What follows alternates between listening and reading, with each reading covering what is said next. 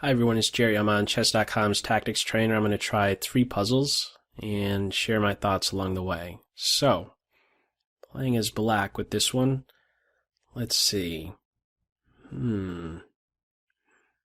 Okay. Alright. I think I have the answer to this one. My first thought is that we are, as black, very close to giving mate.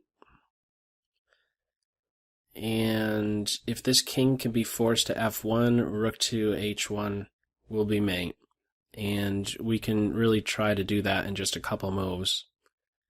So I believe I have the solution. Knight f4 with the threat of knight e2. And if king f1, then it's mate in the corner.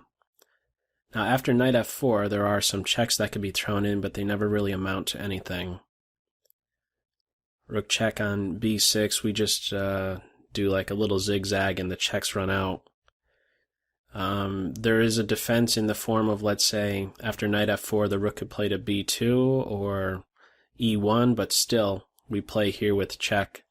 Rook takes, knight, pawn takes, and then you simply cannot stop the pawn from promoting next. I think this is it. Oh my goodness, that's as far as it goes. Okay, that's kind of rare for it to only require one move, but I think I've explained everything that needed to be explained. There's nothing to do about knight e2, that's great. You can throw on the checks, you zigzag your way out of it, and then still this is back on knight e2 with rook in the corner. Alright, that was probably the fastest one that I've come across. Let's try puzzle 2, where we are playing as white. Okay. Wow. 2 rooks each.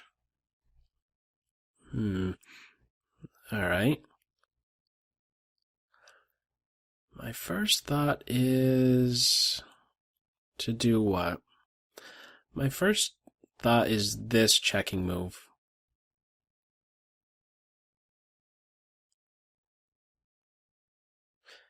Yep, I think I see it. Yeah, I think I see it. I'm not quite sure what exactly drew me to this rook d6 move. The rook d6 checking move first, because there's also rook check here and here. I think what drew me to it is knowing that we are forcing the king towards the edge. And, well, if he's closer to the edge, he's going to have fewer options, and you could be more direct or more forceful with ensuing moves. So rook d6 check. If king to e7 or f7, we follow up with rook check here. If there's going to be a rook block, that will fail to rook d7 and will win a black rook.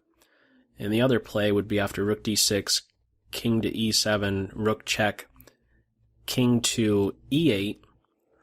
I believe there would now follow rook to e6 check, king to d8, and then I think maybe that'll be the end of the puzzle.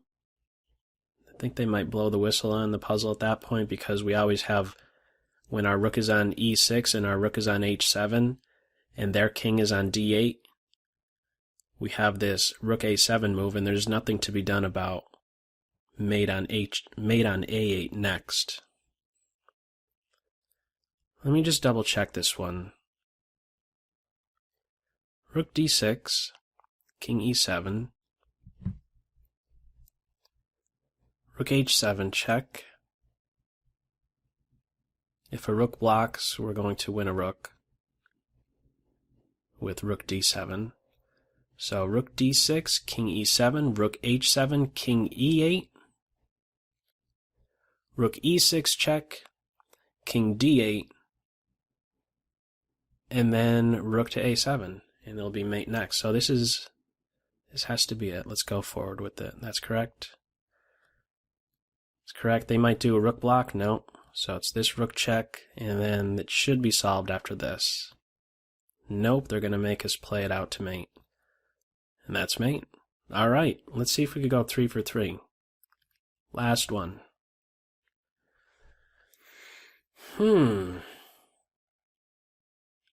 Okay. Oh, I got it. I got this one. Let me make sure I don't slip up, though. Okay, if we could get our bishop to a7, it'll be mate. One thing to keep in mind is that there's no pawn here that could promote with check. It's an important detail. If these guys were somehow in a different order, in e3 and f2 structure, black's threatening to promote with check, not the case here. We could take the bishop, king takes, and king to a7. That was in fact my first thought. However, black promotes first, we promote second with check. The king could grab then on c6, and it's black who's the one who's playing for a win, still having this pawn here and a more centralized king. However, if we play bishop to b6, we are threatening a mate in 1, so there's no time to promote. Bishop b6, if bishop takes bishop, king takes bishop, and there's nothing to stop c7 mate next. So the only other try for black is after bishop to b6 check to move the bishop somewhere on this diagonal. No, it's a mate problem no matter what. It's a mate in 3 no matter what. Oh, that's cool. I was just going to say after bishop to b6, if the bishop moves here, we give a check on a7 and then promote. However, we have something even better. Bishop b6, if the bishop moves somewhere along here, we play c7 check, force the bishop back on this square, and then bishop a7, game over. That is correct. And they're not even going in that direction. Just king takes, and then mate next. Alright, let me just show you that last little detail that I was referring to. These problems were not the toughest that I've encountered. Bishop b6, instead of capture, if the bishop just stays on this diagonal, we could force him back with this, and then give mate. Cute little problem right there to finish. Alright, feel free to share how you did with these 3, and as always, I hope you got something out of it. Take care. Bye. In fact, if we went with the knight check, he has many more options. If knight e5 check, he has e8, f8, g8, and g7. And, well, even e6.